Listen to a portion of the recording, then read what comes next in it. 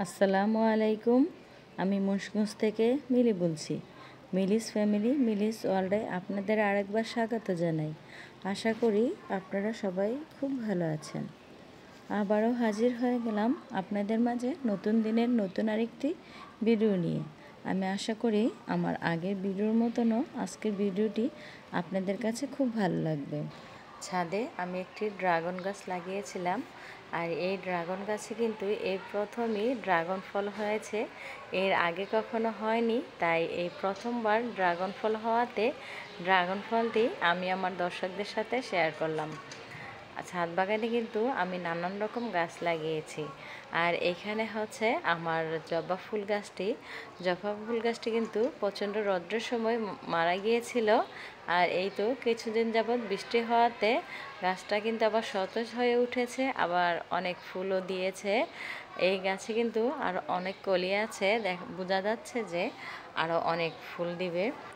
আজ হচ্ছে 9ই জুলাই আর কাল হচ্ছে 10ই জুলাই।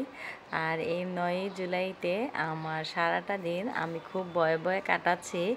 আমার খুব ভয় লাগছে, আর কালকের কথা চিন্তা করলেই যেন আমার হাত পা শীতল হয়ে ঠান্ডা হয়ে আসছে। কারণ কাল 10ই জুলাই এসএসসি পরীক্ষার রেজাল্ট দেবে।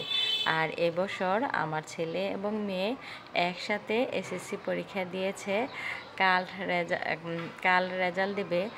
আর ওরা কি রেজাল্ট করবে বা কি, এরকম দুশ্চিন্তায় আমি যেন সারাটা দিন ভয়ে ভয়ে কাটিয়ে দিচ্ছি।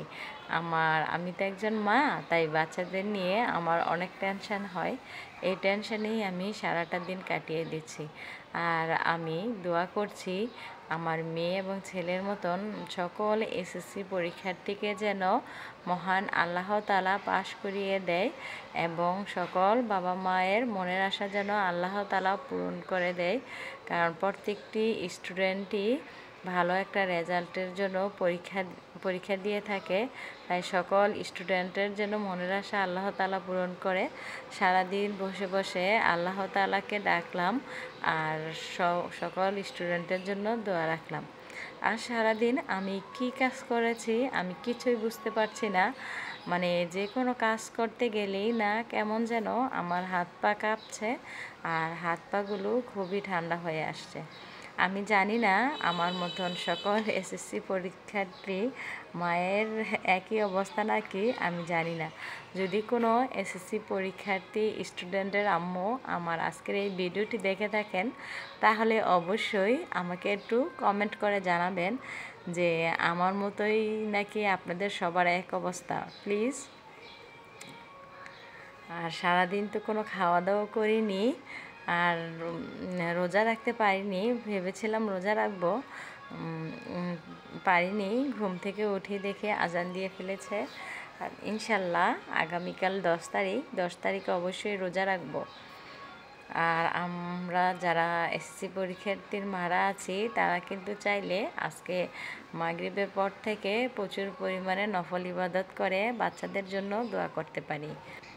আজ হচ্ছে বুধবার, আর মাগরিব নামাজের পরপরই হয়ে যাবে বৃহস্পতিবার।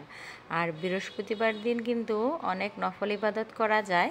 আর বৃহস্পতিবার দিন নফল রোজা এবং নফল নামাজ পড়ে দোয়া করলে আল্লাহ তাআলা সেই দোয়া সাথে সাথে কবুল করে নেন।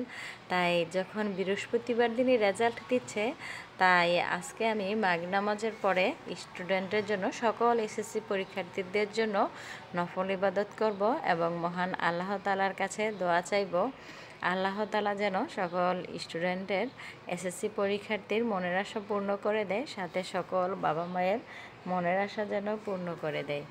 আমার মতন এমন অনেক স্টুডেন্টের বাবা মা আছেন যাদের চোখে আজ ঘুম নেই বা দুশ্চিন্তারও শেষ নেই। সকল বাবা মার প্রতি রইল আমার সালাম, দোয়া এবং সম্মান। কি রান্না করেছে আর সারাদিন আমি কিছুই বলতে পারলাম না। তাই আজকে একটু বিকেলবেলা একটু বাচ্চাদের একটু পুডিং বানিয়ে দিচ্ছি।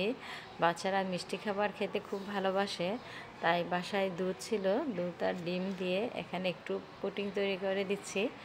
আর আমার মানে মন মানসিকতা যতই দুর্বল থাকুক না কেন, বাচ্চাদের তো খাওয়াতেই হবে।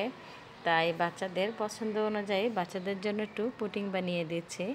আমার ছেলেমেয়েরা পুডিংটা খুবই পছন্দ করে, তাই চিন্তা করলাম ওদের পছন্দ অনুযায়ী একটি খাবার বানিয়ে দিই। পুডিং বানিয়েছি, কিন্তু আমার বাচ্চারা খেতে যাচ্ছে না।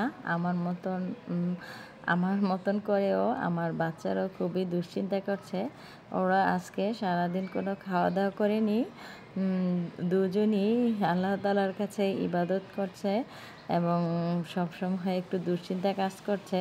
তা আমি ওদের বললাম যে আল্লাহ তাআলাকে ডাকো, নিশ্চয়ই আল্লাহ তাআলা তোমাদের জন্য একটি সুখবর বয়ে আনবে। এই তো এভাবেই চিন্তা করতে করতে কেটে যাচ্ছে সারাটা দিন। আসলে আমি আজকে কি বলবো বা কি কাজ করব আমি কিছুই ভেবে পাচ্ছি না। আমার মুখ দিয়ে যেন কোনো ভাষাই বের হচ্ছে না। আমার যারা পরিচিত আছেন তারা যদি আজকে আমার এই ভিডিওটি দেখে থাকেন, অবশ্যই আপনারা আমাকে একটু কমেন্ট করে আমাকে সাহস দিবেন। আমি কোনো সাহস পাচ্ছি না, মনে হয় যেন কাল রেজাল্টের আগেই আমি মনে হয় আমার কিছু একটা হয়ে যাবে, আমি বুঝে উঠতে পারছি না। যখনই শুনতে পেয়েছি যে রেজাল্ট 10 তারিখে দেবে, তখন থেকেই যেন আমার হাত পা ঠান্ডা হয়ে আসছে। আসলে বুঝতে পারছি না যে আমার ছেলে মেয়ে এসএসসি পরীক্ষা দিয়েছে না আমিই দিয়েছি, আমি বুঝে উঠতে পারছি না। আর আমার বড় মেয়ে বলছে যে আম্মু তুমি এত দুশ্চিন্তা করছো কেন, তুমি তার পরীক্ষা দেওনি, দিয়েছে তো ওরা। কিন্তু ওরা দেখ, ছেলে মেয়ে দেখ আর যেই দেখ না কেন, দুশ্চিন্তা কিন্তু বেশিটা মায়েরই থাকে। আর কি বলবো, মুখ দিয়ে কোনো ভাষা বা কোনো কথা গুছিয়ে বলতে পারলাম না, তাই সবার কাছে ক্ষমা চেয়ে নিলাম। আর আমার দর্শকরা যারা আজকে আমার এই ভিডিওটি দেখছেন, ভিডিও দেখতে দেখতে আমার ভিডিওর কোনো অংশ যদি আপনাদের কাছে একটুখানি ভালো লেগে থাকে, তাহলে প্লিজ লাইক, কমেন্ট এবং শেয়ার করে আমার পাশেই থাকবেন। আর ভিডিওর কোনো অংশ যদি আপনাদের কাছে একটুখানি বেশি ভালো লেগে থাকে, তাহলে প্লিজ সাবস্ক্রাইব করে আমার পাশেই থাকবেন। পুডিংটা আমি অনেক শখ করে বানিয়েছিলাম। আমার ছেলে মেয়ে সারাদিন কিছুই খায়নি, তাই ভেবেছিলাম যে এই পুডিংটা খাবে, কিন্তু ওরাও খাচ্ছে না। ওরা বলছে যে আম্মু তুমি খাও। আমি যে পুডিংটা খাবো, বিশ্বাস করেন আপুরা, এই পুডিংটা কিছুতেই আমার মনে হয় না যে গলা দিয়ে নামবে। আমি সারাদিন অনেক খাওয়ার চেষ্টা করেছি, কিন্তু আমি খেতে পারিনি।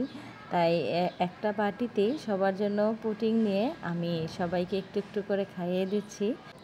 বললাম যে পুডিংটা আমি একা খাবো কেন, তোমরা আসো, তোমাদের সাথে আমি শেয়ার করে খাই।